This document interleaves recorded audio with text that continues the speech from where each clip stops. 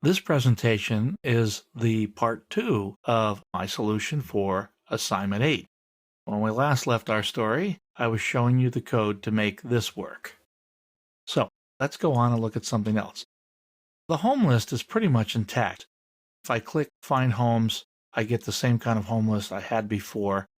Just looking at the code briefly, you can see that really the only thing that I needed to do was to change the relative referencing up here at the top for the style sheet and the images, and then I changed the href for on the logo. So we would go to assignment 8 PHP.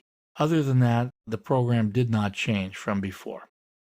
So let's go back and go back to the home page, clicking on this. Now, let's look at the guest book. There's a lot going on there. So here I have a form. But remember my last demonstration where I showed you the assignment itself, I have a hidden div here that we're going to use over and over again. Let's click on the View Guest Book. And you can see we have the guest book table coming back from a select statement. Let's go look at that code first. I'm going to start here, here's the guest book code. I'm going to start in the body area. And so relative referencing again, here's the form, first name, last name, etc., etc. Now, note here, I have a radio button. Radio buttons have to be named the same, but you cannot repeat an ID value on a web page. So this is called RB phone, and that's called RB email. Those are the IDs. I'm going to have to handle those separately. I start off by having the phone being checked. Checked equals checked. But when I deal with this in JavaScript code, I'm going to have to do some special things to know what's going on. So, phone, same thing we had before. The cities are still being generated by the select list in PHP. So, you've seen this before. We've done this earlier. I print the options out on the list, and so forth. Now, I clicked on View Guest Book. We did that, and I saw the guest book, but it's calling the function called View Guest Book, and I have a return here. Now this is important. We did this earlier with a submit button. On a submit button, if you return false, the submit would not try to submit the form. With an anchor, it's a link. It wants to go do whatever's in this href. And if I return false, or rather in this case, if I don't return false, it'll try to go to whatever I specified here. In this case, I specified nothing, but it still won't work right. So I've got to make sure I return false from View Guest Book to suppress this link from firing off. Let's go back up and look at that code. I'm going all the way to the top, I think. Yes, right at the very top. So you've got the requisite ajax code you have to do to instantiate the request object. So here's the View Guest Book, the normal hit list, open. Here's the program we're running. Assignment 8, View Guest Book, ajax. So that's what we're going to use. And it's going to return something into response text, return data, and we're going to process that data. Let's look at process data. Here I'm just sending dummy because I really don't need to send any particular information to get that information back. I want the whole table in the guest book, so there's no data that has to be passed to a SQL statement. So process the data. We've seen this before. I pretty much am getting an HTML table back over here when it's successful. If I have an error, of course, I print this out. But if it's successful, my return data contains a table.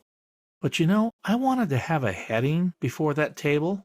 If we go back and look at it, you'll see that I do. Over here, I have guest book, and I did not return guest book from the Ajax PHP program. So I want to add it here in code. So I put it here ahead of the return data. Again, this is JavaScript concatenation. Put it in div data, and I set that to the inner HTML of the guest book div. Now I'm using the guest book div for quite a few things here, so remember that. Let's go back to the program for a second. Now we know we can add data, but first I can also validate. This gets interesting. So I hit submit, and it says you must enter a first name, last name, phone number, email. And truth is, I didn't even really need to Ajax this. I can just use JavaScript to check it. Let's take a look at the JavaScript that I did use. So this is on the form, and I entered it. Let's go down and see where this is being called. So there is a button all the way down here called Add to Guestbook. All right, so that's calling a JavaScript function called Add to Guestbook. Let's go to the top of the page, near the top. That's fine. Add to Guestbook. You can see we're starting to get a lot of code going on here. Here it is. Add to Guestbook. The first thing I want to do is validate the form before I go on and do any of the other code. I don't want to add to the real guestbook table unless I've got a valid form. So let's go look at validate form. That's down here, I believe. And there it is, validate form. So I'm going to get all this information, the value entered by the first name into here. And I have to ask, is it null or is it blank? It's an empty string. You must enter a first name. I'm building it into this error message variable.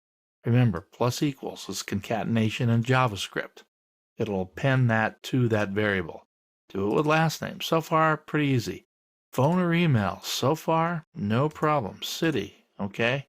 Now, city is a little bit tricky because city, when you don't enter anything, the default value is hyphen. So I've got to look for a hyphen here and then give that error message for city. So that's how I get that back. I don't really even have to ajax anything. I've got this information right there, and I can check it in JavaScript before even leaving that page.